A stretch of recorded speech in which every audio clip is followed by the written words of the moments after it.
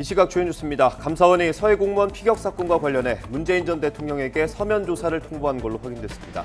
문 전 대통령 측은 감사원이 보낸 메일을 반송하고 조사 거부의 뜻을 밝힌 걸로 알려졌습니다. 북한이 지난주 한미연합 해상훈련에 참가한 미국 핵 추진 항공모함을 조롱하며 강하게 비난했습니다.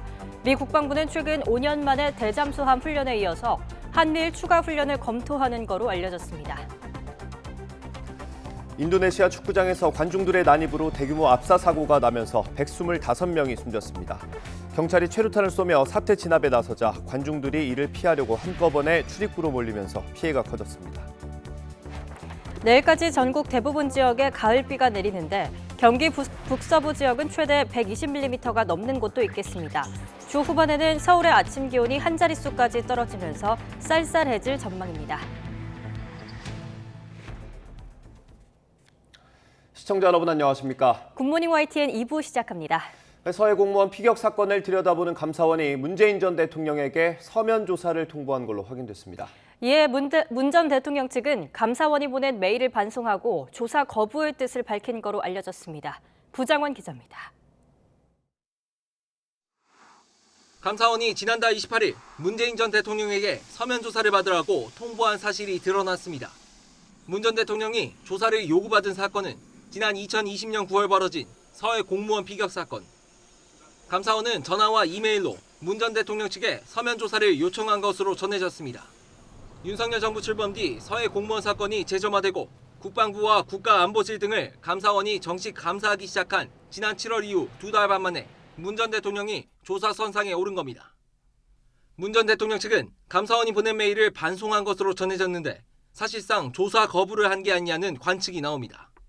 감사원이 구체적인 사실관계를 확인해 줄 수 없다는 입장을 낸 가운데 국민의힘은 이 사건에서 대통령이 어떤 역할을 했는지 답하는 건 너무 당연한 일이라며 조사에 응하라고 압박하고 서해 공무원 관련 정보를 대통령에게 보고한 뒤 우리 국민을 살리려는 어떠한 노력도 없었고 월북으로 규정한 가정에 대한 책임을 반드시 물어야 합니다. 민주당은 검찰과 감사원을 앞세운 윤석열 정권의 정치 보복이 문 전 대통령에게까지 향했다며 강력히 반발했습니다.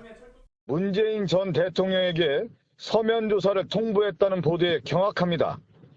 인수위부터 시작한 검찰과 감사원을 앞세운 정치 보복의 타겟이 문재인 전 대통령임이 명확해졌습니다. 문재인 청와대 출신 민주당 의원들도 기자회견을 열고 전 대통령을 겨냥한 감사원의 조사 통보를 규탄하겠다는 계획인 가운데 당내에선 정치탄압 대책위원회 차원의 대응책을 마련하는 방안도 검토하는 것으로 전해졌습니다. YTN 부장원입니다. 검찰이 성남FC 후원금 의혹에 연루된 관계자들을 재판에 넘기면서 민주당 이재명 대표를 공모자로 적시했습니다. 검찰은 기업 후원금 모집이 결국 이재명 대표에게 이익이 됐다는 것이고 이 대표 측은 사익이 아닌 공익을 위한 거라고 반박하고 있습니다. 정인용 기자입니다. 성남FC 의혹은 성남시가 관내 기업들의 인허가 문제 등을 해결해준 대가로 성남FC에 후원금을 내도록 했다는 게 주요 내용입니다. 민주당 이재명 대표를 겨냥하고 있는 검찰은 뇌물을 건넨 혐의를 받는 두산건설 전 대표와 이를 성사시킨 당시 성남시 전략추진팀장 A씨를 먼저 재판에 넘겼습니다. 공소장에는 당시 성남시장이었던 이재명 민주당 대표와 성남시 정책실장이었던 정진상 민주당 대표 정무조정실장이 공모자로 적시됐습니다. A씨는 실무자일 뿐이고 이 대표와 정 실장이 의사결정을 한 윗선이라는 게 검찰의 판단입니다. 이 대표가 단순 결제자를 넘어 공모했다는 혐의를 입증하기 위해선 넘어야 할 난관이 적지 않아 보입니다. 우선 이 대표가 주장한 대로 성남FC가 시민구단이어서 후원금 유치가 공익을 위한 것이라면 사익 추구에 해당하는 뇌물이 성립하기 쉽지 않아 보입니다. 하지만 검찰은 성남FC에 들어간 후원금 등이 이 대표 측근에 실질적으로 도움이 됐다거나 이 대표 개인이 정치적으로 효과를 얻었다는 점을 토대로 광범위하게 뇌물죄가 성립하는 쪽으로 보고 있습니다. 정진상 당시 실장이 이재명 당시 시장을 대리해 실질적으로 구단주 역할을 했다는 증언을 확보한 상황입니다. 정 실장이 구단주의 어떤 역할을 당시 하고 있었으니까 이재명 시장님을 대리해서 그러니까 본인이 주도해서 당연히 한 거죠. 그럼 누가 그걸 주도해서 해요? 시에서 주도해갖고 하는 거니까 뭐 또 하나의 쟁점은 두산건설이 당시 청탁을 통해서만 용도 변경 등 혜택을 받을 수 있었는지 여부입니다. 후원금 납부라는 조건을 전제로만 성남시의 허가를 받을 수 있었다면 부정한 청탁이라는 점이 성립되는 만큼 뇌물로 볼 가능성이 큽니다. 실제로 지난 2015년 당시 두산그룹 부지의 용도 변경을 두고 지역사회에서는 재벌 특혜라는 비판이 제기되기도 했습니다. 하지만 이 대표 측은 상업용지로 변경해주면서 오히려 대기업 계열사들을 유치했고 지역 경제 활성화에 도움이 됐다며 역시 공익적 측면을 부각하고 있습니다. 검찰은 두산건설 외에도 유사한 의혹이 불거진 네이버 등에 대해서도 수사를 확대하고 있습니다. 결국 공모 입증 여부는 사익이냐 공익이냐로 좁혀지는데 이를 두고 검찰과 이재명 대표 사이에 치열한 법리 다툼이 예상됩니다. YTN 정인용입니다. 국가재정범죄를 근절하기 위한 검찰의 범정부 합동수사단이 공식적으로 출범했습니다. 최근 국무조정실의 수사 의뢰와 맞물려 문재인 정부의 태양광 사업이 합동수사단 수사선상에 오를 거란 관측이 나옵니다. 김다연 기자입니다. 지난달 30일 탈세와 보조금 부정수급 같은 재정비리 전반을 수사할 국가재정범죄 합동수사단이 닻을 올렸습니다. 검찰과 과세당국, 금융당국 등 30여 명으로 구성된 합수단은 범죄 혐의 적발부터 수사, 불법 재산 환수까지 맡게 됩니다. 검찰은 국고 보조금 액수나 대상이 매년 크게 느는 데 반해 범죄 진흥화와 전문 수사부서의 부재로 처벌 건수는 오히려 줄어들고 있다며 출범 배경을 설명했습니다. 세금을 어떻게 거두어서 어떻게 쓰느냐 하는 것은 국가의 흥망성쇠와 직결되는 가장 중요한 문제입니다. 재정 비리를 뿌리 뽑아 나라의 곳간을 바르게 지키도록 하겠습니다. 시선은 문재인 정부의 주요 국정 과제였던 태양광 등 신재생에너지 사업으로 쏠리고 있습니다. 최근 국무조정실은 전력산업기반 기금 사업 실태를 조사한 결과 위법하거나 부당한 사례가 2,000건 이상, 잘못 사용된 사업비가 2,600억여 원 적발됐다고 발표하기도 했습니다. 허위 세금 계산서로 대출을 받거나 농지에 불법으로 태양광 시설을 짓는 위법 대출, 그리고 쪼개기식 수의계약 같은 보조금 부당 집행 사례도 있었습니다. 특히 태양광 설치 지원 대출 사업은 점검 대상 6곳 가운데 1곳꼴로 부실이 확인됐습니다. 사업 계획을 탄탄하게 준비할 시간적인 여유 없이 그 말단에서 이제 집행이 되는 과정에서 이런 그 부실 집행 사례가 대거로 확인된 것이 아닌가 이렇게 생각이 됩니다. 국무조정실은 합수단이 출범한 당일 대검찰청에 수사를 의뢰했습니다. 대상은 376명으로 사기나 조세범 처벌법 위반, 보조금법 위반 혐의 등이 적용됐습니다. 대검 관계자는 합수단의 수사 가능성에 대해 개별 사건에 대한 검토가 먼저 이뤄져야 한다며 주요한 사안이라고 판단되면 합수단이 들여다볼 수 있다고 설명했습니다. YTN 김다연입니다. 최근 위례신도시 개발특혜 의혹으로 대장동 일당을 추가 기소한 검찰이 대장동 사업에도 부패방지법 위반 혐의를 적용할지 검토하고 있습니다. 기존 배임 혐의보다 유죄를 입증하기도 범죄 수익을 몰수하기도 쉬울 거란 판단을 한 것으로 보이는데 이재명 민주당 대표 수사와 무관치 않다는 해석도 나옵니다. 나혜인 기자입니다. 검찰은 대장동과 닮은 꼴인 위례신도시 개발 과정에서도 특혜와 비리를 확인했다며 유동규, 남욱, 정영학 일당을 추가 기소했습니다. 적용한 혐의는 공직자의 업무상 비밀 이용을 금지한 옛 부패방지법 규정입니다. 주로 부동산 투기 범죄에 적용되는데 지난해 LH 사태를 계기로 이해충돌 방지법이 제정되면서 부패방지법에선 사라진 조항입니다. 검찰은 위례신도시 개발 사업을 공공기관과 민간이 짬짬이 해 부당이득을 나눠 챙긴 전형적인 사건이라고 규정했습니다. 그러면서 구조가 유사한 대장동 사업에도 부패방지법을 추가 적용할지 검토하고 있습니다. 검찰이 새 카드를 꺼내든 배경으론 대장동 재판의 핵심 쟁점인 배임보다 유죄 입증이 비교적 쉽기 때문이란 분석이 나옵니다.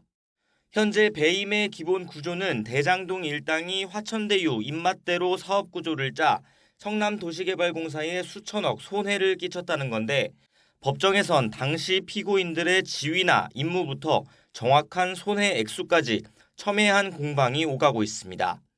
반면 부패방지법 위반죄의 구성 요건은 내부 비밀 이용이 핵심이라 배임보다 상대적으로 간명하다는 게 검찰 안팎의 평가입니다.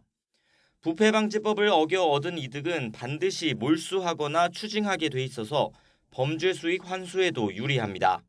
또 결국 이면에는 당시 성남시장이었던 이재명 민주당 대표를 비롯해 앞으로 전개될 수사를 염두에 두고 포석을 깐 거라는 해석도 있습니다. 추가 혐의로 대장동 일당의 구속 기한을 최대한 늘려가며 이 대표의 관여 여부를 추궁하겠다는 전략일 수도 있다는 겁니다.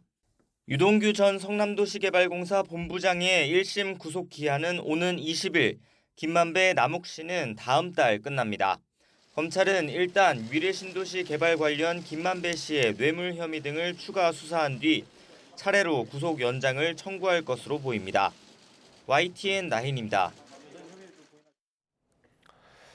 대통령실이 우리에게 외교란 도약과 도태 사이 담장을 걷는 일이라며 지난 해외 순방의 성과를 거듭 강조했습니다. 비속어 논란에 묻힌 결실을 알린 건데 야당은 외교라인 경지를 연일 촉구하고 있습니다. 조은지 기자입니다. 대통령실은 김은혜 홍보수석 명의로 자유와 연대를 되새긴 시간, 견고해진 국익과 동맹을 확인했다는 제목의 서면 브리핑을 발표했습니다. 지난달 순방과 해리스 미국 부통령 방한을 통해 우리 외교 방향을 명확하게 선언했다면서 인플레이션 감축법 대응 등 당면 문제의 해결 가능성을 높였다고 자평했습니다.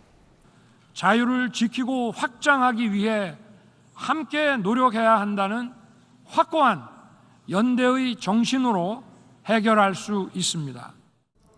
순방 하이라이트로 꼽힌 윤석열 대통령 유엔 연설의 핵심이자 우리 외교 지향은 자유와 연대고 그 바탕인 한미동맹이 공고하다는 걸 재확인했다고도 강조했습니다. 인플레이션 감축법 대응에 대해서도 한미 FTA 정신에 부합하는 양국 관계를 고려해 창의적 해법에 대해 협의가 진행 중이라고 재차 설명했습니다. 또 지난 순방 기간 첨단 산업 분야 7개 글로벌 기업에서 1조 6천억 원 투자 유치에 성공했다면서 이는 2002년 이래 대통령 순방 때 유치한 역대 최고 신고 금액이라고 밝혔습니다. 대통령실은 우리에게 외교란 도약이냐 도태냐를 결정하는 담장 위를 걷는 일이라며 대한민국 장래를 위해 국민과 국익을 지켜갈 거라고 덧붙였습니다. 순방에서 돌아온 지 9일째 이렇게 조목조목 재차 내용을 강조한 건 비속어 논란에 묻힌 외교 성과를 부각하려는 의도로 읽힙니다. 하지만 박진 외교부 장관 해임 건의안을 밀어붙인 더불어민주당은 연일 공세 수위를 높이고 있습니다. 워터게이트 사건의 닉슨을 거울 삼아 사과할 타이밍을 놓치지 말라. 대통령 사과와 외교라인 교체로 결자 해지하라는 논평이 잇따랐습니다.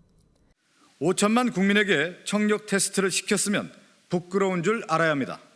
잘못했으면 사과하고 책임자를 경질하는 것이 순리입니다. 윤석열 정부는 외교 일정을 마친 이제 다시 민생에 집중합니다. 서면 브리핑의 마지막 문장입니다. 새 정부 첫 국정감사를 앞두고 순방 논란에 마침표를 찍겠다는 뜻입니다. YTN 조은지입니다. 북한이 선전 매체를 통해 지난주 진행된 한미연합해상훈련을 비난했습니다. 특히 훈련에 참가한 미국의 핵추진 항공모함 로널드 레이건함은 파철 덩어리라고 조롱하기도 했습니다. 북한이 반발한 연합훈련은 끝났지만 핵실험 전까지 도발을 이어갈 거라는 우려가 나오고 있습니다. 한현희 기자입니다.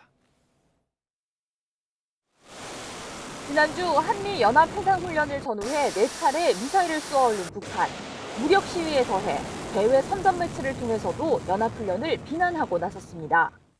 북한의 대외 선전 매체 우리민족끼리는 훈련에 참가한 로널드 레이건함이 떠다니는 군사기지로 불린다고 설명하며 항공모함 정도가 아니라 미국의 모든 핵무기를 다 끌어들인다고 놀랄 북한이 아니라고 주장했습니다.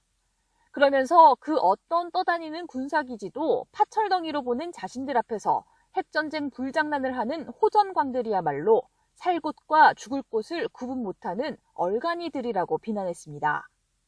또 다른 선전 매체 통일의 메아리는 연합훈련을 언급한 뒤 한국과 미국이 한반도 정세 긴장의 장본인이라고 주장했습니다. 그러면서 강도가 칼을 들고 집 앞에 있는데 그걸 보고 가만히 앉아있을 주인은 없다고 핵무력 법제화 등 최근 행보를 정당화했습니다. 일단 북한이 대대적으로 반발한 연합훈련이 마무리되긴 했지만 북한이 7차 핵실험 전까지 긴장 수위를 높이기 위해 미사일 발사를 지속할 것이란 우려도 나옵니다.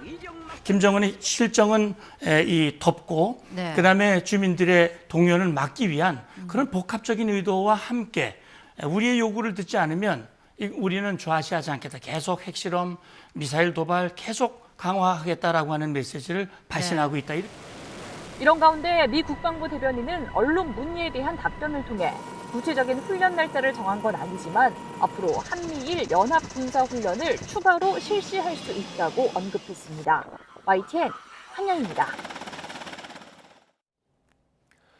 미국과 일본, 호주 국방장관이 만나 중국을 견제하며 방위 협력을 강화하기로 했습니다. 일본은 특히 최근에 국제안보 상황을 들며 획기적인 방위력 강화를 다시 강조했습니다. 도쿄에서 이경화 특파원입니다. 중국은 지난 4월 남태평양 섬나라 솔로몬 제도와 안보 협정을 체결했습니다. 안보상 필요 등 상황에 따라 군과 경찰을 현지에 보낼 수 있게 된 겁니다. 중국이 남태평양까지 내려올 수 있는 군사적 교두보를 확보하면서 주요국의 위기의식은 전례 없이 높아졌습니다. We are deeply concerned by China's increasingly aggressive and bullying behavior in the Taiwan Strait and elsewhere in the region. 미국과 일본, 호주 국방장관은 지난 6월 싱가포르에서 만난 데 이어 넉 달 만에 다시 마주했습니다. 세 장관은 인도태평양 지역에서 세력을 확대하는 중국을 겨냥해 안보 협력을 강화하기로 뜻을 모았습니다. 일본은 최근의 국제 정세를 들며 획기적인 방위력 강화와 방위비 증액 방침을 다시 강조했습니다. 中国による南シナ海、東シナ海における力を背景とした現状変更、北朝鮮による核・ミサイル関連技術の著しい発展等によって国際秩序の根幹が揺らいでおります。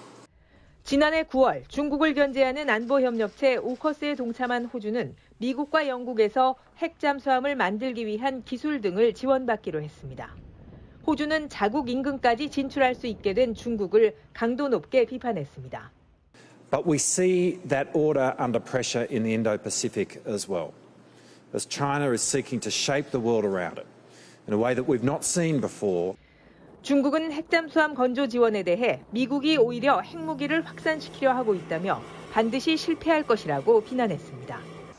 두 나라의 끝모를 대립 속에 민간기관인 브루킹스 연구소는 타이완을 둘러싼 미중 간 싸움에서 승리를 자신할 수 없다고 지적했습니다. 이 연구소는 동아시아에서 미국은 재래식 무기에 있어 중국의 군사적 우위를 상실했고 핵무기 경쟁도 의미가 없다고 분석했습니다. 따라서 하나의 중국 정책을 재확인하고 동맹 그리고 파트너 국가와 함께 중국에 대한 억지력을 키우는 것이 미국의 이익을 위한 최선이라고 제언했습니다. 도쿄에서 YTN 이경아입니다.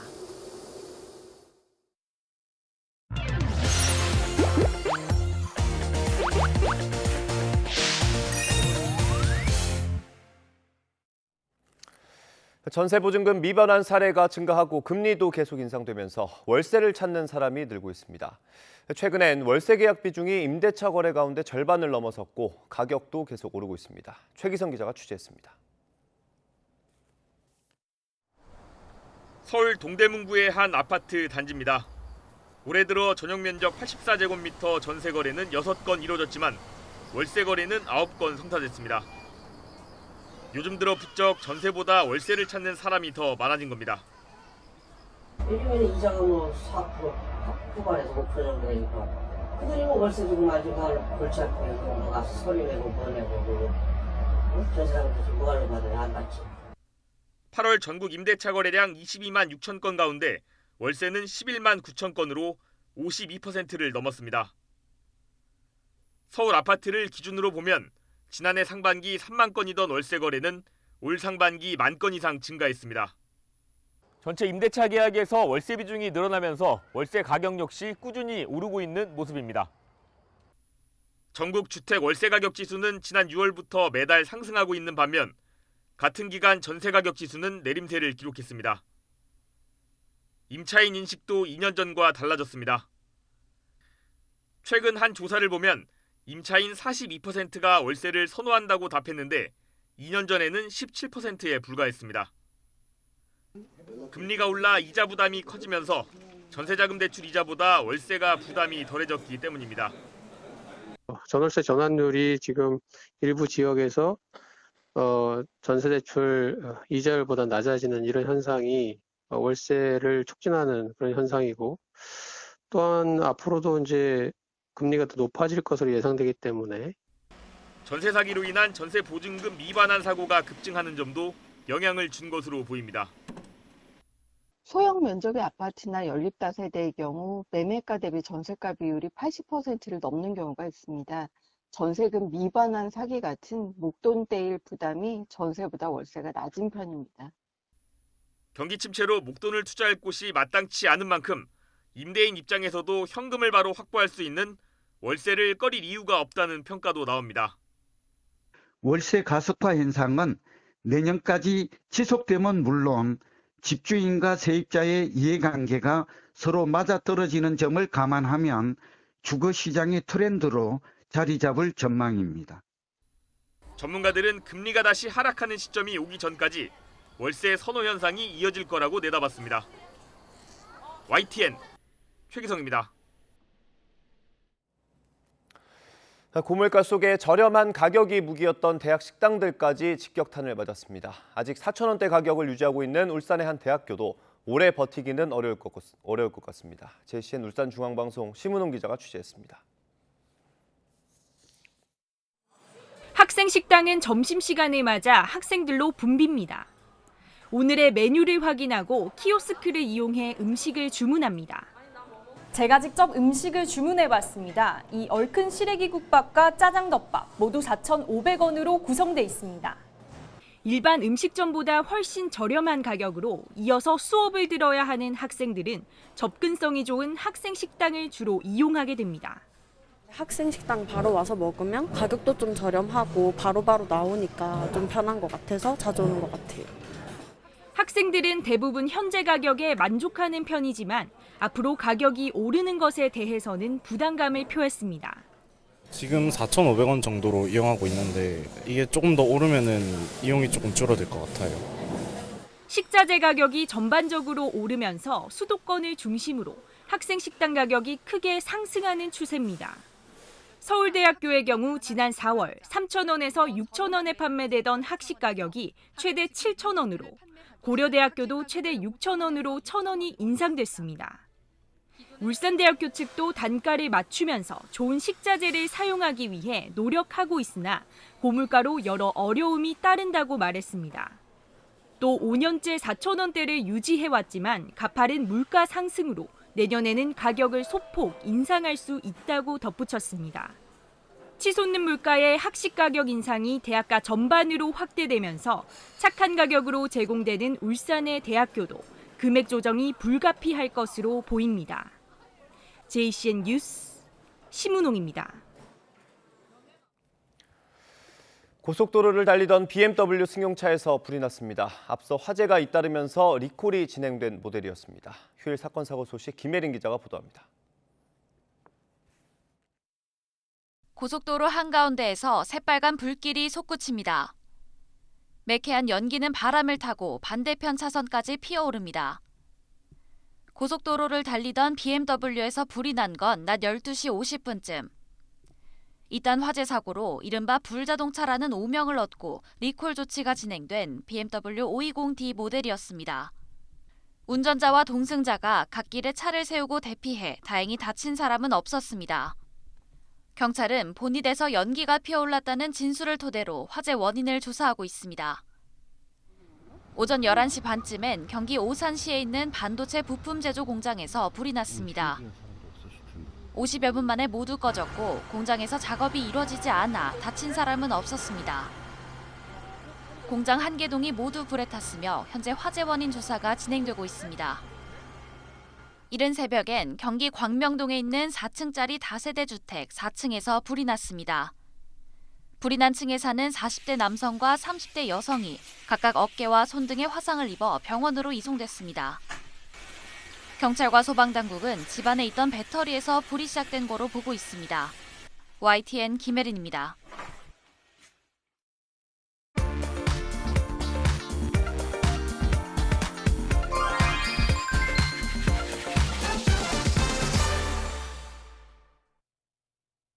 네, 연휴는 왜 이렇게 짧은 걸까요? 개천절이자 연휴 마지막 날인 오늘 고속도로는 평소 주말보다도 혼잡하겠는데요. 특히 서울 방향 정체는 오후 3시와 5시 사이에 가장 심하겠습니다. 이 시간만큼은 피해 주시는 게 좋겠습니다. 현재 수도권을 포함한 중부지방에 많은 비가 내리면서 이렇게 노란 서행 구간들이 많은 상태인데요. 아직까지는 교통량이 많지 않아서 빨간 정체는 거의 없다고 보셔도 되겠습니다. 다만 빗길 속에 사고가 계속 나고 있습니다. 영동선 강릉 쪽 호법분기점 부근 끝차로에서는 여전히 화물차 사고를 처리하는데요. 빗길은 미끄럼 사고 위험 아주 높은 만큼 미리 안전운전 하셔야겠고요. 이 영동고속도로도 주말과 공휴일마다 버스 전용 차로제가 시행됩니다. 오전 7시부터 시작이 되고 신갈과 호법분기점 사이로 진행됩니다. 서해안고속도로 서울 쪽 광명역 부근에도 빗길 사고가 발생했습니다. 1차로는 잘 피해 주셔야겠고요. 이 금천 일대 포함해서 교통량은 많지 않아서 전 구간 정체는 없다고 보셔도 되겠습니다. 다만 경부선 부산 쪽 서울 요금소 부근 끝차로에서도 역시나 버스 관련 사고를 처리하니까 주의 운전이 필요하겠고요. 아직까지는 정체 없지만 오후 3시 무렵에는 옥산과 목천 사이 그리고 북천안과 남사 진위 사이 지나기가 많이 버겁겠습니다. 빗길에서는 반드시 감속 운전해 주시고요. 고속도로 교통방송이었습니다. 선선한 가을이 되면 유독 산을 찾는 사람들이 많아지죠. 특히 개천절을 맞아 단군 유적이 있는 강화 만이산에 등산객들의 발길이 이어졌습니다. 김다현 기자가 다녀왔습니다.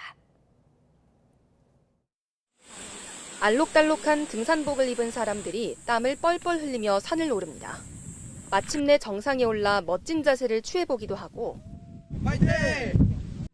바위를 돗자리 삼아 쉬고 과일을 먹으며 갈증을 달래기도 합니다. 개천절 연휴를 맞아 강화 만이산에는 등산객들의 발걸음이 많아졌습니다. 산세가 완만하고 소나무 숲길이 아름다워 등산 애호가들이 즐겨 찾는 명소입니다. 등산 모임에서 등산을 하고 싶어서 많이 오다가 여기 만이산 경치가 좋다고 해서 한번 오게 됐어요. 왔는데 입구부터 너무 좋은 거예요. 많이 올 것 같아요. 그래서 만이산인가 봐요. 올라가는 과정은 힘들어도 막상 정상에 다다르면 친구들과의 우정도 한층 두터워집니다. 너무 좋고요. 더 사이에 돈독해지는 느낌이고요. 다음에 또 오려고요. 만이산은 개천절 때 더욱 특별한 관광지로 주목받습니다. 정상에 위치한 참성단은 단군이 직접 하늘에 제사 올린 곳으로 알려졌습니다. 문화재 훼손을 막기 위해 현재는 일반인 출입이 어렵지만 등산로 초입에 참성단 조형물이 마련돼 관광객들이 구경하고 사진을 찍을 수 있습니다.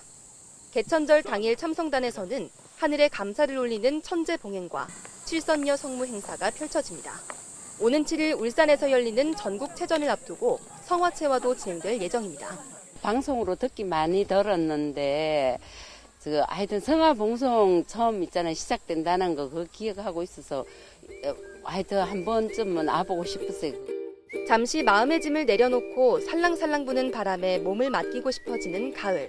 여유를 만끽하려는 시민들의 표정도 가을처럼 깊어지고 있습니다. YTN 김다현입니다. 연휴 둘째 날이자 일요일인 어제 전국 각지의 특색 있는 지역 축제가 모처럼 제 모습을 찾아 활기를 띠었습니다. 인삼을 캐고 꽃길을 걷는 등 깊어가는 가을을 즐기려는 나들이객들로 북적였습니다. 이상곤 기자입니다. 차양막이 쳐진 인삼밭에서 진행요원의 안내에 따라 흙을 파헤칩니다. 뿌리가 상하지 않게 조심조심. 잠시 뒤 농민들이 5년간 애써 키운 굵직한 인삼이 모습을 드러냅니다. 직접 5년 된 삶을 캐보니 되게 힘들었어요. 근데 직접 캐고 나니까 되게 보람이 있었어요. 잘게 썬 인삼과 대추를 병에 넣은 뒤 조청과 꿀을 섞어주자 순식간에 인삼청이 완성됩니다. 야외 마스크 착용 의무도 전면 해제되면서 축제장에는 많은 인파가 몰렸습니다. 아이들은 도안을 따라 인삼 캐릭터를 만드는데 푹 빠졌고 어른들은 건강을 챙기는데 여념이 없습니다. 편하게 누워 얼굴에 홍삼팩을 하고 홍삼액을 넣은 온수에 발도 담그니 그동안 쌓였던 피로가 날아가는 것 같습니다. 너무너무 좋아요. 정말 피로가 싹 가셔요. 그리고 이만한 사람들이 즐길 때는 다 이유가 있겠죠. 그만큼 우리 몸에 또 홍삼도 좋고 그래서 힐링이 지대로 되는 것 같아요. 형형색색의 천만송이 꽃들이 장관을 이룹니다. 가을꽃 국화부터 연분홍빛 바늘꽃, 새하얀 구절초까지 마스크를 벗은 채 꽃길을 걸으며 사진도 찍고 꽃향기에도 흠뻑 취해봅니다. 미국 텍사스 주에서 왔어요. 이제 고국 방문을 왔는데 코로나가 지금 많이 또 좋아졌고요. 3년 만에 왔거든요. 이렇게 아름다운 축제가 있는 줄은 몰랐어요. 개천절 연휴 둘째 날 시민들은 축제장을 찾아 깊어가는 가을 정취를 느끼며 여유로운 시간을 만끽했습니다. YTN 이상곤입니다. 오늘 새벽 1시 50분을 기해 충남 태안에 호우주의보가 발효됐습니다. 호우주의보는 3시간 강우량이 60mm 또는 12시간 강우량이 110mm 이상 예상될 때 발효됩니다. 우산을 써도 무릎 아래가 다 젖을 정도며 계곡물과 하천, 범람 등 사고에 유의해야 한다고 기상청은 전했습니다.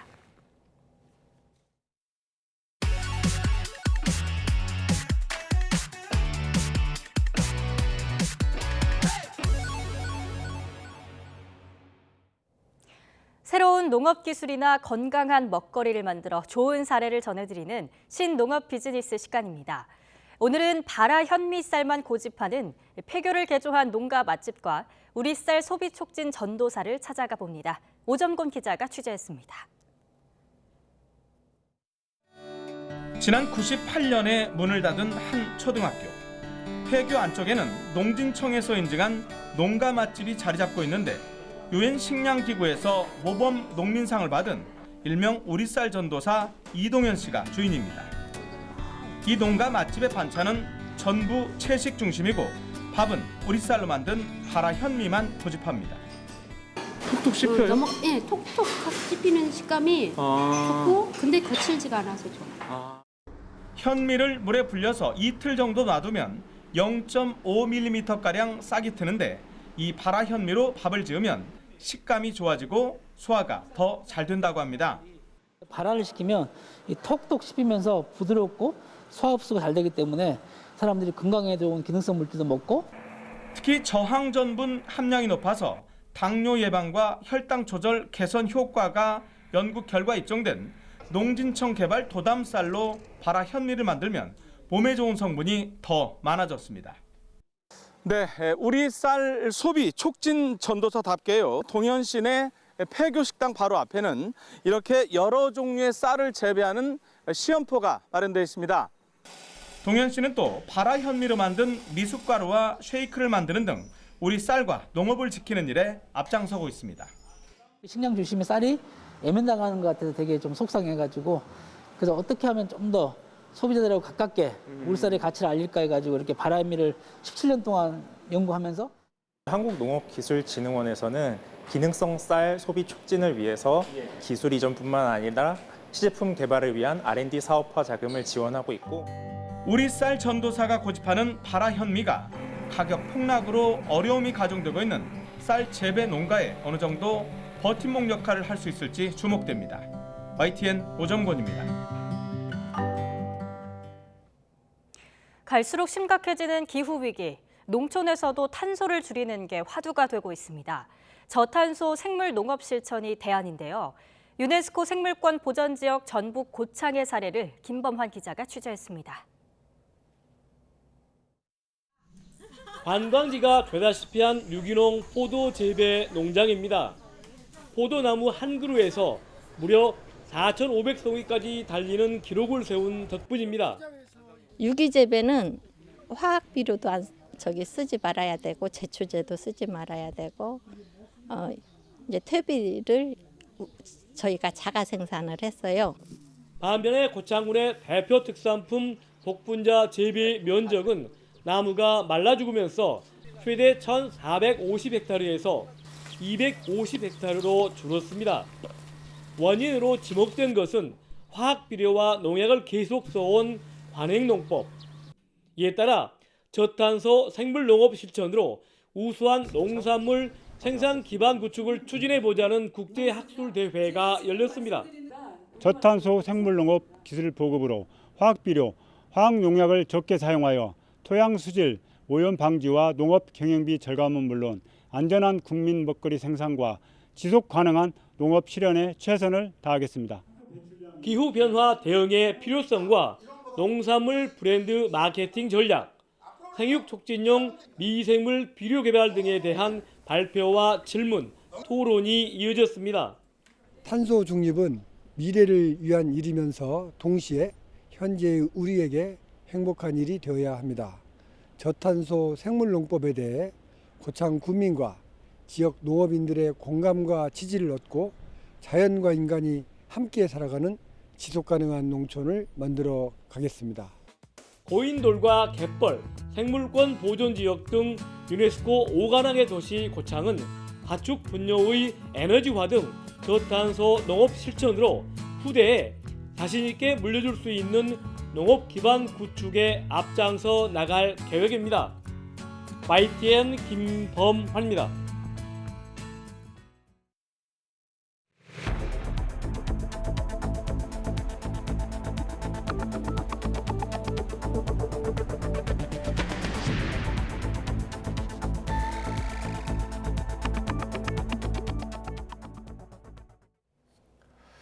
감사원이 서해 공무원 피격 사건과 관련해 문재인 전 대통령에게 서면 조사를 통보한 것으로 확인됐습니다. 더불어민주당 관계자에 따르면 감사원은 지난달 28일 문 전 대통령 측에 전화와 이메일을 통해 서면 조사에 응하라고 통보했습니다. 윤석열 정권이 들어선 뒤 검찰과 감사원이 전 정부 인사들과 관련한 의혹을 계속 들여다보고 있지만 문 전 대통령을 직접 조사하겠다고 나선 건 이번이 처음입니다. 민주당 관계자에 따르면 문 전 대통령 측은 조사 통보에 강한 불쾌감을 표시했고 감사원이 보낸 메일을 최근 반송한 것으로 전해졌습니다. 이와 관련해 민주당은 오늘 감사원의 조사 통보를 규탄하는 기자회견을 열 계획입니다. 문재인 전 대통령에게 감사원이 서면 조사를 통보한 것을 두고 이재명 민주당 대표는 유신 공포 정치가 연상된다며 윤석열 정부를 겨냥한 강한 비판을 남겼습니다. 이 대표는 SNS에 올린 글을 통해 온갖 국가 사정기관이 충성을 경쟁하듯 전 정부와 전직 대통령 공격에 나서고 있다며 이같이 밝혔습니다. 그러면서 국민이 위임한 권력을 정치 보복에 쏟아붓는 사이 민생은 벼랑 끝에 내몰리고 있는데 권력 남용 끝에는 언제나 냉혹한 국민의 심판이 기다렸던 역사를 기억하라고 경고했습니다. 내일부터 국회 국정감사가 시작됩니다. 정권 교체 이후 처음으로 열리는 만큼 이전 정부 책임론과 현 정부에 대한 견제론이 충돌할 걸로 보입니다. 여야의 팽팽한 대치 속에 민주당 이재명 대표가 공모자로 적시된 성남FC 공소장을 두고 공방은 한층 가열됐습니다. 정현우 기자입니다. 이번 연휴가 끝나면 윤석열 정부 출범 이후 첫 국정감사에 막이 오릅니다. 전국 주도권 확보를 위한 분수령으로 평가받는 국감인 만큼 여야 모두 상대의 아킬레스건을 공략하겠다며 전의를 다지고 있습니다. 탈원전 정책 등 문재인 정부에서 5년간 빚어진 실정을 마지막으로 파헤치겠다는 여당과 탈원전 정책을 추진하면서도 전기요금 인상이 없다라고 공언했었던 문재인 대통령과 백운규 장관의 아집이 한 원인입니다. 실패한 정책의 후폭풍이 정말 큽니다. 대통령실 이전을 포함한 윤석열 정부의 국정 난맥상을 부각하겠다는 야당이 강하게 대치하는 형국입니다. 관조부지 선저 특혜 수주, 대통령실 직원 사적 채용, 외교 참사 등 기타 업무 능력 관련 의혹에 대해서도 다음 주부터 시작되는 국정감사와 향후 국정조사를 통해 명명백백하게 진실을 밝혀내겠습니다. 김건희 여사의 도이치모터스 주가 조작 의혹, 민주당 이재명 대표의 사법 리스크도 국감장을 달굴 것으로 보이는 가운데 이 대표가 공모자로 적힌 검찰의 성남FC 의혹 공소장을 두고 여야는 국감 직전 주말까지 날선 신경전을 이어갔습니다. 민주당은 윤 대통령 비속어 논란을 가리려는 검찰의 정치 수사 쇼라고 비판했고 성남FC 수사는 욕설 전국을 벗어나기 위한 윤석열 검찰의 야당 탄압 수사에 불과합니다. 수사가 아닌 사냥을 하는 검찰은 반드시 상응한 책임을 져야 할 것입니다. 국민의힘은 이 대표의 거짓 해명이 드러났는데도 야당이 적반하장으로 나온 다음에 맞섰습니다. 169석이라는 숫자로 이재명 대표의 죄를 덮을 수는 없습니다. 국회를 끝까지 방탄막으로 악용하려 한다면 이재명 대표는 물론 더불어민주당도 자멸할 것입니다. 국정감사에 돌입하면 국정난맥의 책임을 둘러싼 여야의 공방은 한층 격해질 전망이어서 민생 위기 속 협치를 기대하긴 당분간 쉽지 않아 보입니다. YTN 정윤우입니다. 태양광 사업 붐이 일면서 한국전력 직원이 몰래 태양광 발전소로 돈을 벌다가 적발되는 사례가 그동안 적지 않았습니다. 심각한 도덕적 해이라는 지적에도 불구하고 쉽사리 근절되지 않았던 건 솜방망이 그친 한전의 징계가 한몫했다는 지적이 나옵니다. 김경수 기자가 보도합니다. 한국전력 2급 직원 A씨는 누나 이름으로 태양광 발전소를 운영하다 지난 2020년 감사원에 적발됐습니다. 공공기관 운영에 관한 법률과 한전 내규는 영리 목적 겸직을 금지하고 있는데 이걸 피하기 위해 가족을 바지 사장으로 내세운 겁니다. 결국 한전 직원이 한전에 태양광 전기를 팔아 이득을 본 셈이지만 5억 원 넘게 수익을 낸 A씨는 감봉 징계에 그쳤습니다. 지난 2019년엔 태양광 발전소를 차명 보유하던 한전 직원 수십 명이 무더기로 검찰 수사에 적발되기도 했습니다. 이렇게 한전 임직원이 몰래 태양광 발전소를 운영하다 징계를 받은 건 지난 10년 동안 100건 가까이 됩니다. 징계 수위별로는 가장 가벼운 견책이 60% 정도로 가장 많았고 중징계인 해임과 정직은 각각 3건, 17건에 그쳤습니다. 한 번 징계를 받은 뒤 같은 이유로 또다시 징계를 받은 경우도 9건이나 됐습니다. 한전은 올해 30조 원 규모 적자를 낼 것으로 전망되는데 자기 이속 챙기기에만 몰두한 일부 직원들의 행태를 바라보는 시선이 고울 리 없습니다. 한전의 솜방망이 징계가 이런 도덕적 해이를 부추겼다는 지적도 나옵니다. 그런 이 도덕적 해이자에 대해서 이 견책 이하의 이 솜방망이 징계한 것은 한전이 구성원들의 이런 이 비위에 대해서 이 용인하는 분위기가 있기 때문에 그런 것이 아니냐. 이것은 문화를 바꿔줘야 됩니다. 이에 대해 한전은 직원의 태양광 사업 관련 비위는 별도 징계 기준을 마련해 엄격하게 운영하고 있다고 해명했습니다. 또 재작년 감사원의 전수조사로 태양광 발전소 차명 소유나 운영 사례는 대부분 적발된 것으로 보인다고 설명했습니다. 최근 정부가 태양광 사업 비리를 자세히 들여다보겠다고 나선 가운데 이번 국정감사에서도 한전 직원 비위를 포함한 태양광 사업 의혹 전반이 도마 위에 오를 것으로 보입니다. YTN 김경수입니다.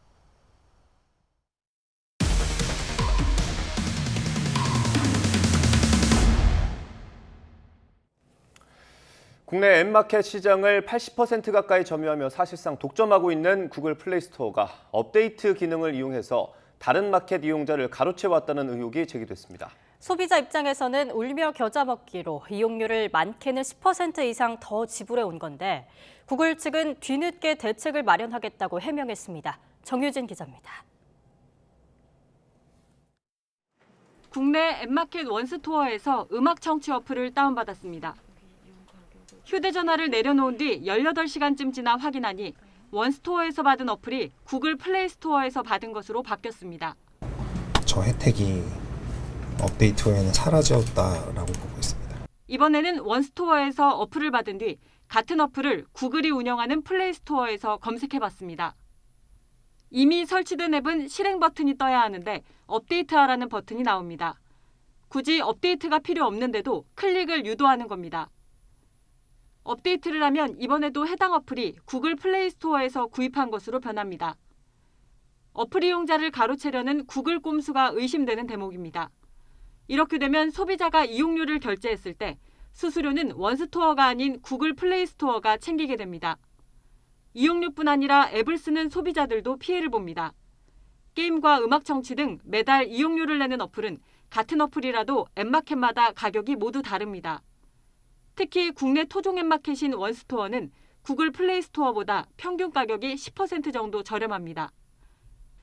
그런데 어플 구입처가 원스토어에서 구글로 바뀌면 소비자 입장에서는 더 비싼 이용료를 내야 합니다. 앱마켓 내에서도 이런 불편함을 호소하는 사용자들의 댓글을 종종 찾아볼 수 있습니다. 최근에 특정 앱 이용자로부터 고객 문의를 통해서 저희가 이런 상황을 인지하게 됐고요. 언제부터 이런 상황이 발생했는지 그리고 앞으로 어떻게 대응할지 대응 방안을 내부적으로 좀 모색 중에 있습니다. 구글 코리아 측은 어플리케이션 시스템상 동일한 항목이 섞여 있으면 같은 어플로 묶는 설계 때문인 것으로 보인다며 문제가 반복되지 않도록 앱 개발사에 조치 방안을 안내하겠다고 해명했습니다. 이런 현상은 어떤 변명을 하더라도 소비자나 개발자들의 선택권을 침해하는 일입니다. 방통위는 철저히 조사해서 이런 일이 없도록 사후 관리해야 할 의무가 있는데 그런 부분에서는 많이 모자랐다고 생각합니다. 국내 앱마켓 시장에서 구글 플레이 스토어 점유율은 77%에 달합니다. 이런데도 구글이 이용자를 더 늘리기 위해 문제를 알고도 방치해온 것은 아닌지, 그렇다면 그동안 입은 소비자 피해를 회복할 방안은 무엇인지 구글 코리아 측이 더 책임 있는 설명을 내놓아야 할 것으로 보입니다. YTN 정유진입니다. 배달앱 시장에 대기업들이 출사표를 던지고 있습니다. 소비자들은 경쟁자들이 늘어나면서 과도한 배달앱 수수료가 낮춰지길 기대하고 있습니다. 윤혜리 기자의 보도입니다. 한 번에 한 집만 빠르게 연결한다는 배달앱 서비스입니다. 배달료는 5,000원입니다. 배달료가 비싸다 보니 최근 아예 앱을 지웠다는 사람들이 늘었습니다. 이 4,000원 정도 낼 바에는 내가 차라리 걸어가서 하는 게 좀 더 실용적이지 않을까 해서 밖에 나가서 먹거나 아니면 그냥 포장해서 오는 것 같아요. 네. 배달료가 점점 오르다가 이제는 4,000원, 5,000원 받는 것도 있다 보니까 아무래도 요즘 음식값도 같이 오르는데 부담이 좀 가중이 되는 부분이 있습니다. 네. 고물가 시대에 이용료만 오르면서 배달앱의 인기는 시들해지고 있습니다.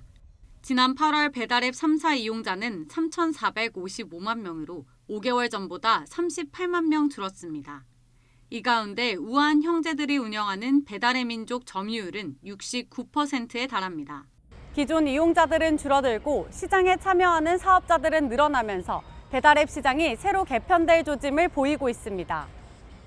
올해 신한은행이 출시한 배달앱은 8개월 만에 회원 100만 명을 넘어섰습니다. 2%대의 낮은 중개 수수료를 내세워 자영업자의 부담을 대폭 낮춘 게 특징입니다. 여기에 IT 공룡 기업 네이버의 시장 진출 가능성도 제기됩니다. 네이버는 네이버 예약, 주문과 같이 소상공인과 사용자를 연결하는 다양한 방식을 논의하고 있지만 배달앱 시장 진출에 대해선 아직 확정되거나 구체화한 건 없다고 말을 아꼈습니다. 하지만 배달앱 시장 진출 가능성을 아예 닫아놓고 있진 않은 상황. 소비자들은 물론 자영업자들은 배달앱 시장에 참여하는 사업자들이 늘어나면서 과도한 앱 수수료가 낮춰지길 기대하고 있습니다. 경쟁업체들이 많이 생기면 이제 서로 수수료 좀 낮춰가지고 서로 고객들을 잡으려는 그런 노력은 많이 하겠죠. 근데 배달업체 하나를 이렇게 홍보를 해서 성공시킨다는 게 그게 쉽지만은 않죠. 코로나19 이후 25조 원 규모로 급성장한 배달 시장. 경쟁 체제가 구축되면서 원성 많은 배달료가 낮아질지 주목됩니다. YTN 윤혜리입니다. 최근 북한은 군수공장까지 돌려서 농기계를 생산하면서 추수철 식량 생산을 돕기 위해 총력을 기울이고 있습니다. 만성적 식량난을 겪는 북한과 달리 우리는 오히려 쌀 공급량은 늘고 소비량은 줄어서 쌀이 남는 형편입니다. 지난 2010년 이후 중단된 대북 쌀 지원을 재개할 기회라는 분석도 나오고 있습니다. 홍주혜 기자입니다. 북한의 최대 곡창지대인 황해남도 해주시. 수확과 탈곡 작업에 쓰일 농기계들이 광장과 도로에 가득 들어찼습니다. 한 줄로 늘어 세우면 20km, 농기계 바다, 농기계 열병식을 방불케 한다고 자랑합니다. 군수공업 부문까지 가동해 생산한 농기계 5,500여 대는 추수철 논과 밭에 투입됐습니다. 사랑과 배려를 받아는 우리 농장들 모두가 올해 알곡 생산 계획을 무조건 수행하기 위해서 부글부글 끓고 있습니다. 북한은 최근 농업 정책만을 논의하기 위해 노동당 정치국 회의를 여는 등 식량 문제 해결에 온 힘을 쏟고 있습니다. 올봄 가뭄이 유난히 심했고 여름엔 폭우가 이어진 데다 비료 수입량도 부족해 작황엔 죄다 악조건 일색인 탓입니다. 또 러시아와 우크라이나 전쟁으로 전 세계 곡물가가 폭등해 국경이 풀려도 외부 식량 도입을 크게 늘리기 어려워졌습니다. 북한 식량 사정은 그럭저럭 버티긴 가능한 수준이라는 게 우리 정부의 평가입니다. 반면 우리는 지난해에 이어 올해도 풍년이 예상되며 오히려 쌀이 남아도는 대조적인 상황입니다. 정부가 역대 최대 규모인 45만 톤을 사들이기로 했을 정도입니다. 정부가 대북 인도적 지원에선 조건을 따지지 않겠다고 수차례 공언한 만큼 2010년 이후 이뤄진 적 없는 대북 쌀 지원이 재개될 수 있을지 관심입니다. 북한의 식량 사정과 관련된 인도적인 지원 부분에 있어서는 정치 군사적 상황과 상관없이 북한에 대해서 계속적으로 인도적 협력을 위한 노력을 할 것이다라는 점을 다시 한번 분명하게 말씀드립니다. 올해 남북협력기금에도 쌀 15만 톤을 지원할 수 있는 예산이 편성돼 있습니다. 그러나 연일 대남 공세 수위를 높이는 북한이 남쪽의 도움을 받아들일 가능성은 현재로선 크지 않습니다. YTN 홍주혜입니다. 군장병들의 자기 개발을 위해 만들어진 PC 사용 공간, 사이버 지식정보방에서 정작 인터넷 강의는 듣지 못하는 걸로 파악됐습니다. 정부가 자체 개발한 운영체제가 설치돼서 인터넷 강의 재생이 막힌 탓입니다. 신준명 기자입니다. 하모니카라는 컴퓨터 운영체제입니다. 우리에게 익숙한 마이크로소프트의 윈도우즈나 애플의 맥 OS와는 디자인이나 사용 방식이 달라 낯선 모습입니다. 하모니카는 윈도우즈의 독점을 막겠다며 지난 2014년 정부 주도로 3억 2천만 원을 투입해 개발됐습니다. 이후 국방부는 군 장병들이 이용하는 사이버 지식 정보방 PC 일부에 하모니카를 설치했습니다. 그런데 하모니카가 설치된 PC에서는 대부분의 인터넷 강의를 볼 수 없어 자기 개발이라는 사이버 지식 정보방의 취지가 무색해졌습니다. 인터넷 강의들이 불법 복제 등을 막기 위해 윈도우즈 환경에서만 재생할 수 있도록 제한된 탓이라는 게 개발업체의 설명입니다. 소프트웨어를 배포해서 교육받게 만드는 형식인데 그런 소프트웨어를 배포할 때 윈도우 사용자만 되는 게 일단 제공이 되고 있고요. 실제로 하모니카 홈페이지 게시판에는 인터넷 강의를 들을 수 없어 불편하다는 현역 장병들의 글을 쉽게 찾아볼 수 있습니다. 자격증 사이트에서 인강을 보고 있었는데 하모니카 OS에서 안 돼가지고 다른 OS 컴퓨터만 사용했던 걸로 기억하고 있어요. 군 전체 사이버 지식 정보방 PC 대수는 4만여 대로 이 가운데 하모니카가 설치된 건 12,500대, 전체의 30% 이상입니다. 정부는 그 독자적인 그 OS 프로그램을 개발하는 데만 치중할 게 아니라 이렇게 호환성이 높은 그런 소프트웨어를 개발하는 이런 노력들을 병행하는 것이 정책적인 어떤 효율성, 성과 이런 것들을 더 높이지 않을까 이렇게 생각됩니다. 국방부는 윈도우즈와 하모니카가 설치된 PC를 일정 비율로 섞어 재배치해 인터넷 강의를 아예 듣지 못하는 장병은 없도록 조치했다고 밝혔습니다. 다만 최근 장병들의 휴대전화 사용으로 사이버 지식 정보방의 사용률이 점차 낮아지고 있는 만큼 추가 예산이 필요한 윈도우즈 전환 등의 조치는 검토하고 있지 않다고 설명했습니다. YTN 신준명입니다. 내년부터 서울초등학교 돌봄교실의 간식은 무료로 제공됩니다. 돌봄교실은 선택인 만큼 이용자가 급식비와 간식비를 다 내는 게 원칙인데 서울과 전남만 무상 간식을 주면서 지역별 격차에 대한 정부 고민도 커질 전망입니다. 김연아 기자입니다. 서울시교육청이 내년부터 돌봄교실을 이용하는 모든 학생에게 간식비를 지원합니다. 전남에 이어 전국에서 두 번째로 시작하는 무상급식 사업으로 학기와 방학 기간 돌봄교실을 이용하면 오후 5시까지 한 번, 저녁 7시까지 또 한 번, 최대 2번 간식을 지급합니다. 특별히 오후 5시 이후부터 7시까지 참여하는 학생들을 위해서 한 번 더 간식을 지원해서 성장기 학생들의 영양 보충까지 꼼꼼히 챙기고자 합니다. 돌봄교실은 선택사항이기 때문에 이용 학부모가 식사비를 부담하는 게 원칙입니다. 하지만 교육청마다 최소 기준만 정하고 각 학교가 사정에 맞춰 운영하다 보니 간식과 급식을 아예 주지 않거나 제공하더라도 지역별, 학교별 비용 편차가 커서 논란이 있었습니다. 너무 부실하게 나가는 학교들이 있으니까 너무 부실하지 않는 선, 요 정도는 좀 정했으면 좋겠고, 나중에 서울교육청처럼 아예 무상으로 제공하고 지원하는 방안으로 가야 되는데, 문제는 서울교육청만 해도 내년 간식비 예산이 255억 원으로 부담이 적지 않고 초중등 교부금이 축소될 위기에서 돌봄 미이용 가정과의 지원 형평성이나 재정 사용 우선순위 논란도 우려된다는 겁니다. 때문에 서울교육청이 돌봄 급식 무상 지원까지 고민하는 것과 달리 다른 교육청들은 간식비 지원에도 난색을 보입니다. 지역별 돌봄 격차 확대는 여야를 막론하고 강조해온 국가의 돌봄 책임 강화 기조와는 맞지 않습니다.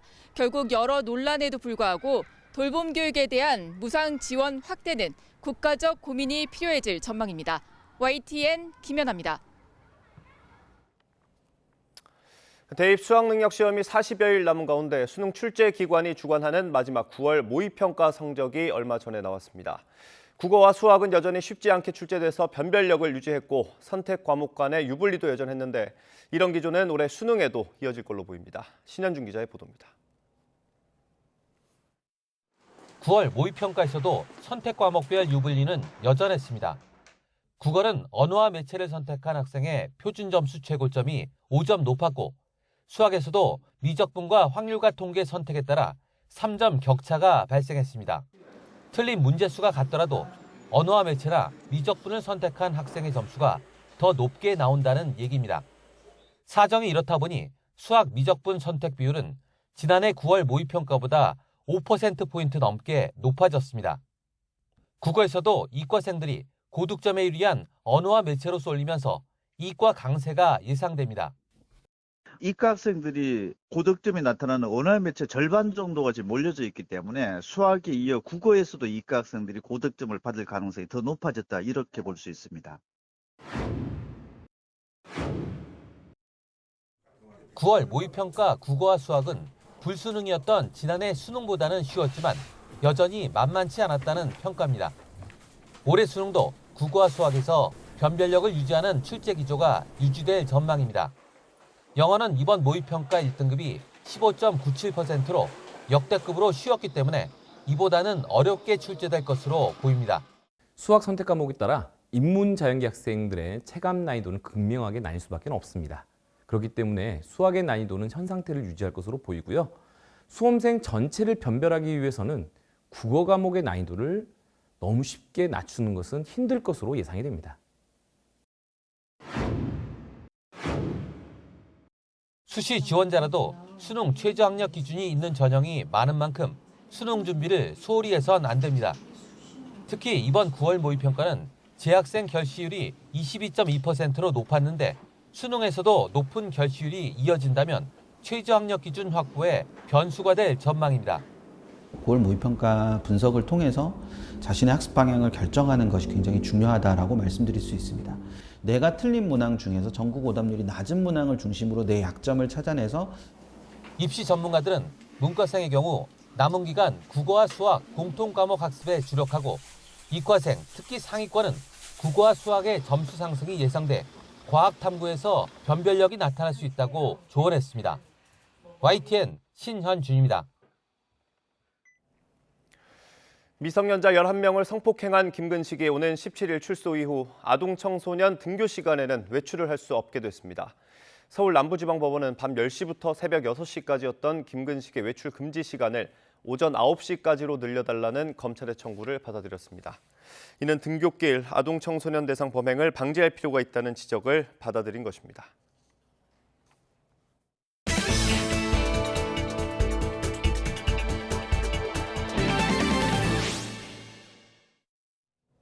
오는 8일 세계 불꽃축제가 한강변에서 3년 만에 다시 열립니다. 형형색색의 모습으로 가을밤을 수놓는 이 불꽃 속에도 과학이 숨어 있다고 하는데요. 양회영 기자가 전해드립니다.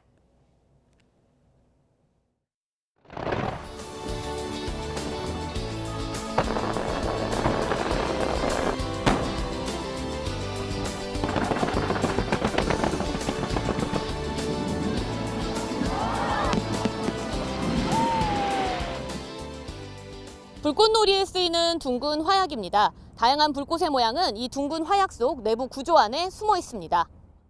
화약 안에는 불꽃을 위로 쏘아 올리는 추진제와 불꽃을 터뜨리는 한약, 그리고 불꽃 모양을 만드는 작은 화약 별이 들어 있습니다. 별을 어떻게 배치하느냐에 따라 불꽃 모양이 달라지는데 별을 공 모양으로 이중 배치하면 국화꽃이, 웃는 표정으로 배치하면 스마일 불꽃이 만들어집니다. 화약을 감싼 종이가 두꺼우면 동그란 불꽃이, 얇게 감싸면 폭포수 불꽃이 터집니다. 또 도화선 길이에 따라 원하는 높이에서 원하는 시간에 불꽃이 터질 수 있게 만드는데 여기에 ICT 기술을 더하면 음악에 맞춰 춤을 추는 불꽃 연출도 가능합니다. 불꽃은 1초를 30프레임으로 쪼개진 30분의 1초로 연출이 되고 있고요. 이번에는 모바일에서 앱을 설치를 하시면 실시간으로 동시에 불꽃 그리고 조명 모든 것들이 동시에 플레이가 되기 때문에 불꽃의 다양한 색은 금속의 불꽃 반응을 이용하는데 구리는 청록색, 나트륨은 노란색, 스트론튬은 빨간색의 불꽃을 만듭니다. 여기에 마그네슘을 섞으면 밝은 빛이 나고 알루미늄을 섞으면 웅장한 폭발음도 가능해집니다. 한강에서 열리는 세계 불꽃 축제는 안전거리를 고려해 지름 30cm짜리 화약까지만 사용합니다.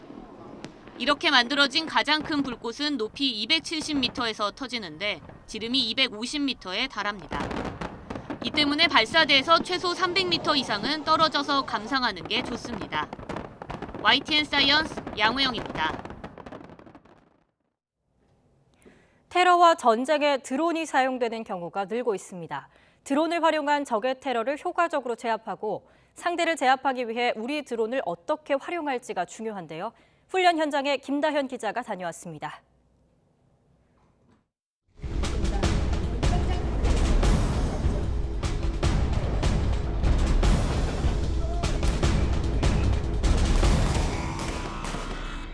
테러용 드론이 가스를 뿜어대며 사람들이 모여있는 건물로 접근합니다. 미리 대기하고 있던 경찰 특공대가 적용용 총을 한 발 발사하자 드론이 서서히 바닥으로 떨어집니다. 뿌리던 가스는 생화학무기 일종인 살인가스였습니다. 살인가스로 확인되었습니다. 이번엔 우리 경찰이 정찰 드론을 띄웁니다. 인지를 잡고 있는 괴한의 위치를 파악하기 위해서입니다.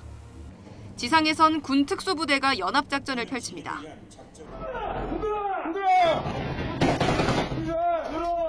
인질이 무사히 구조되며 대테러 훈련은 그대로 마무리가 됩니다. 실제 테러 현장과 비슷하게 꾸며진 훈련장입니다. 이곳에서 경찰 특공대를 비롯한 5개 관계기관이 대테러 합동훈련을 진행했습니다. 드론은 최근 테러와 전쟁에서 사용 빈도가 크게 늘고 있습니다. 서울 시내만 봐도 미승인 드론이 증가하고 있는 것은 사실입니다. 미승인 드론에 대해서 처음 탐지를 하면서부터 그 어떤 위험성이 있고 그러면 강제적으로 무력화시키는 그런 훈련을 오늘처럼 이렇게 하고 있고.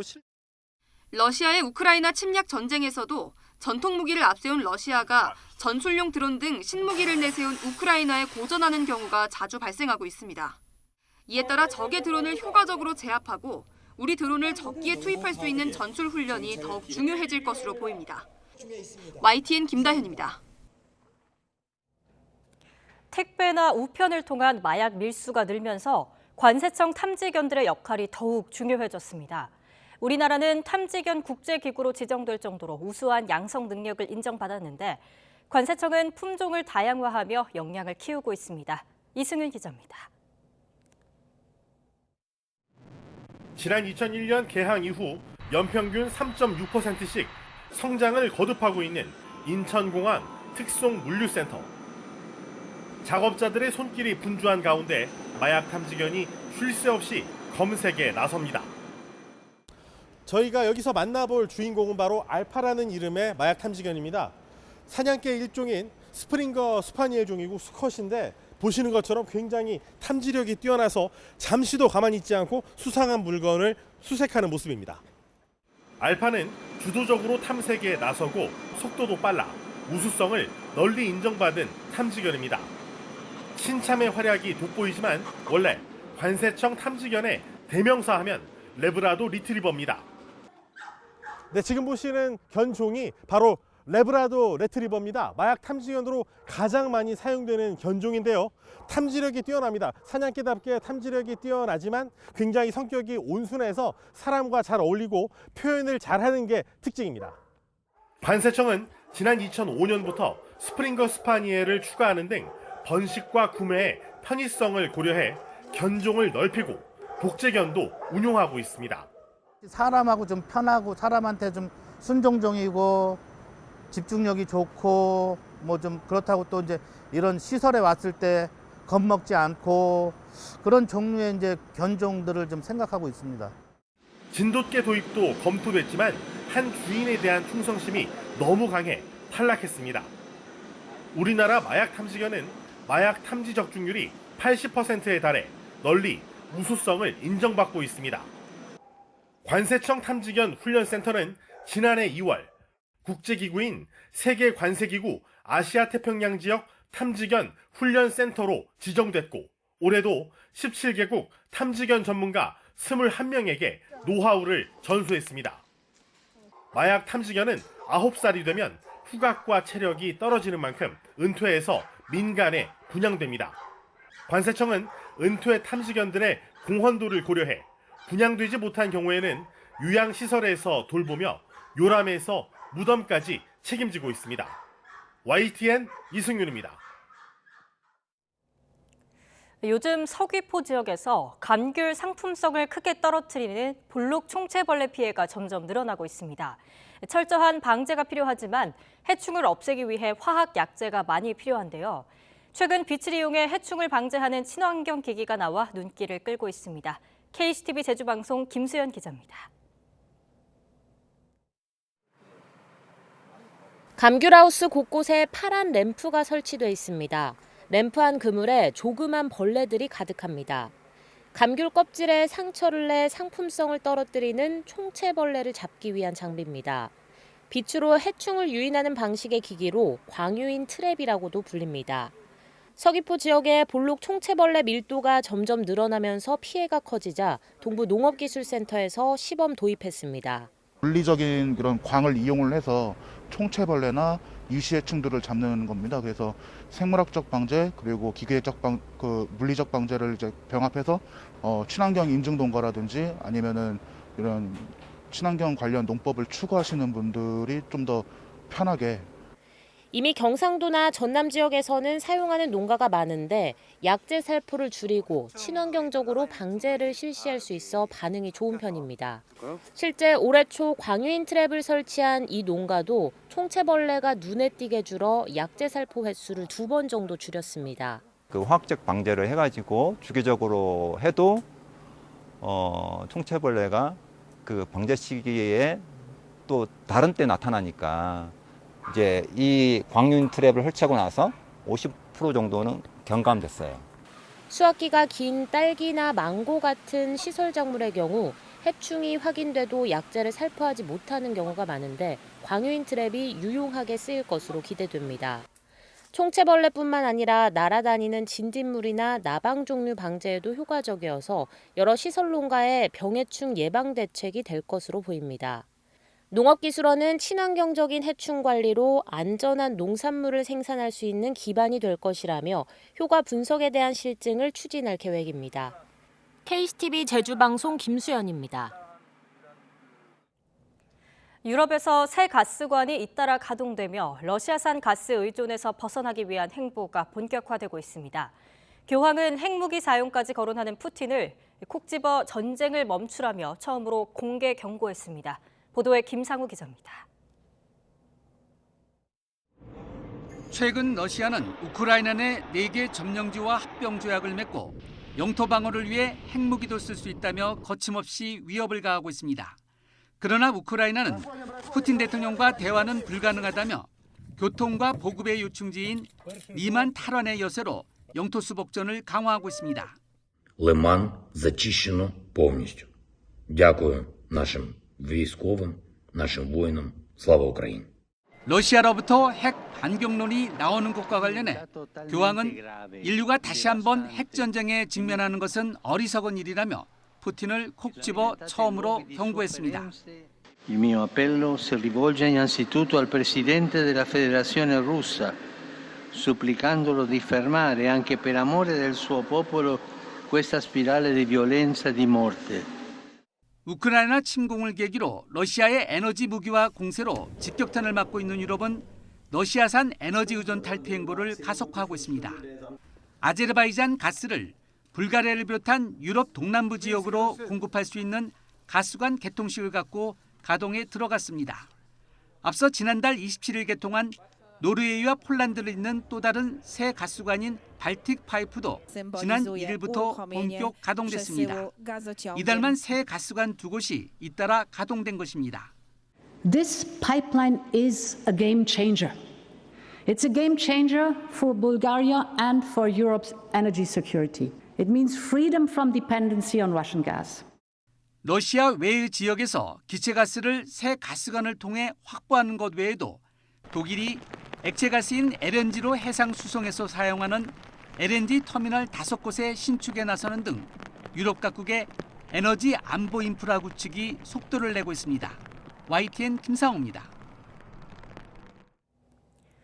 소설 파친코에 이어 또 다른 재미동포 작가의 소설이 세계적으로 주목받고 있습니다. 일제강점기 기방견습생 이야기를 담은 김주혜 작가의 소설인데요. 이렇게 한국계 작가들의 작품에 전 세계가 주목하는 이유, 김지선 기자가 취재했습니다. 일제강점기 격동의 한반도에서 기방견습생 오키가 운명을 개척해 나가는 이야기를 그린 작은 땅의 야수들. 재미동포 김주혜 작가의 첫 장편 소설로 미국 30여 개 매체가 추천 도서로 지정했고 세계 12개 나라에서 출간 예정입니다. 본래의 그 당찬 그리고 애국심이 강했던 기생들의 모습을 보여주고 싶었습니다. 한국 역사에 대해서 아무것도 아는 게 없는데도 이 책을 읽고 너무나도 울었다. 이제 이 한국에 대해서 알게 돼서 난 너무 기쁘다. 소설 파친코에 이어 한국계 작가들의 소설들이 전 세계에서 호응을 얻고 있습니다. 한국계 스위스 작가 엘리자 수아 뒤사팽의 속초에서의 겨울은 전미 도서상 번역 부문에서 수상했고 한국 전래동화를 모티브로 한 아동 장편 동화 호랑이를 덫에 가두면은 아동문학 작가를 대상으로 한 뉴베리상을 받았습니다. 미국 가수 미셸 자우너가 한국인 엄마와의 추억을 회상하는 에세이 H마트에서 울다는 반년 넘게 뉴욕타임즈 베스트셀러에 오르기도 했습니다. 작품들은 외국어로 쓰였다고 믿기 힘들 정도로 한국적인 것들이 넘쳐납니다. 이들의 작품이 인정받는 1등 공신은 한 발 앞서 한국 문화에 대한 관심을 불러일으킨 한류입니다. They're doing a lot of work. I'm doing work. Other people in my country, in America, are also doing work. So that's the synergy that's happening. So around the world, we have a kind of Hallyu wave and a response, another kind of wave. 작품 속 인물의 내면을 선악의 이분법을 넘어 현실에 가깝게 입체적으로 조망하는 점도 독자들을 매료시킨 비결입니다. 등장인물을 흑백이 아니라 인간적인 사람으로 만들어서 이 사람을 어려운 상황, 공경에 처하게서 더 응원하고 더 연민을 느끼게 하는 것이 중요하다. 문학으로 모국을 알리는 위풍당당 한국계 작가들. 그들의 이야기가 전 세계 독자들을 웃고 울게 하고 있습니다. YTN 김지선입니다. 디바이징 뮤지컬이라는 말 들어보셨나요? 디바이징이란 창안하다, 고안하다라는 뜻의 영어 단어인데요. 국내 최초의 디바이징 뮤지컬은 어떤 작품인지 신웅진 기자가 소개합니다. 가족들에게 헌신하며 살다 보니 어느덧 50대 아줌마가 된 7명의 친구들.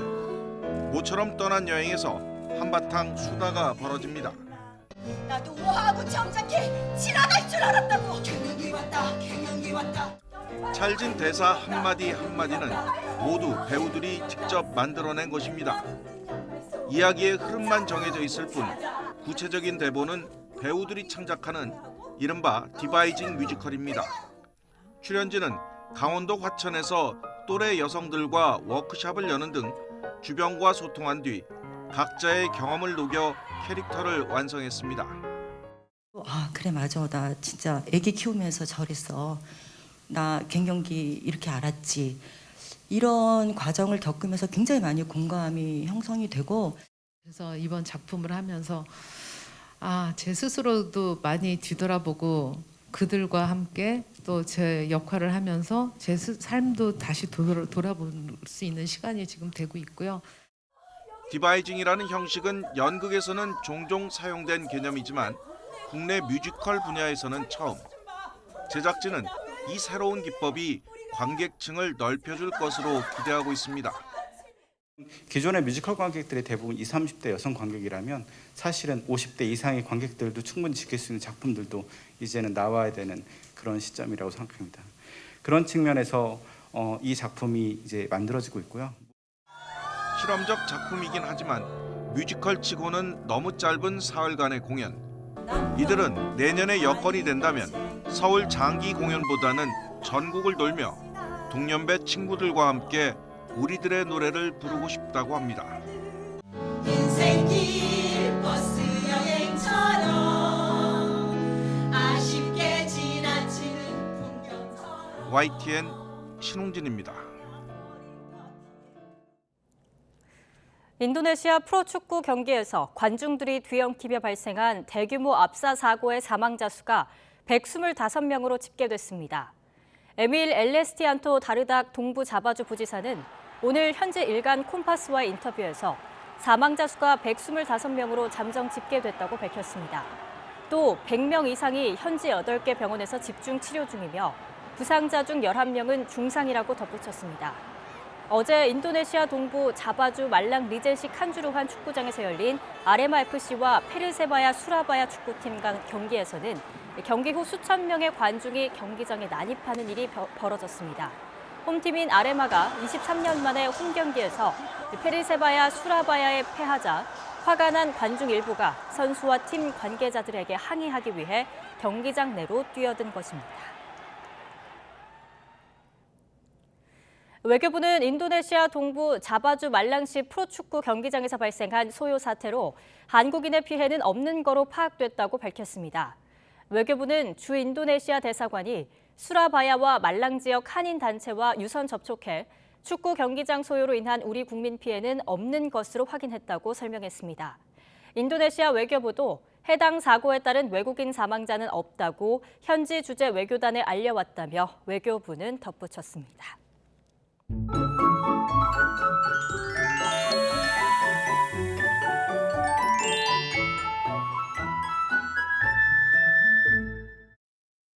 네, 비 오는 개천절 아침입니다. 현재 중부와 경북, 전북을 중심으로 비가 오고 있는데요. 특히 충남 보령은 호우주의보 내려진 가운데 시간당 20mm 안팎의 강한 비가 오고 있습니다. 오늘 오후부터 내일 새벽에는 수도권과 충청 북부에도 시간당 20에서 30mm의 강한 비가 예상되니까요. 비 피해 없도록 대비 잘 해주시길 바랍니다. 내일까지 중부에 최고 80, 많은 곳은 100mm 이상의 큰 비가 오겠고요. 영동과 경북 북부, 전북 북부도 10에서 60mm가 예상됩니다. 현재 기온 살펴봅니다. 서울이 18.9도, 부산은 24.2도고요. 수도권은 오늘도 낮 동안 선선하겠지만 충청과 남부지방은 늦더위가 이어집니다. 서울이 22도, 춘천은 23도에 머물겠고 대전은 26도, 광주 29도, 그리고 부산은 27도로 예상됩니다. 이 비는 내일 오전에 대부분 그치겠고요. 이후에는 기온이 뚝 떨어질 전망입니다. 날씨였습니다. 이상으로 굿모닝 YTN 마치겠습니다. 잠시 후 뉴스와이드가 이어집니다. 시청해주신 여러분 고맙습니다.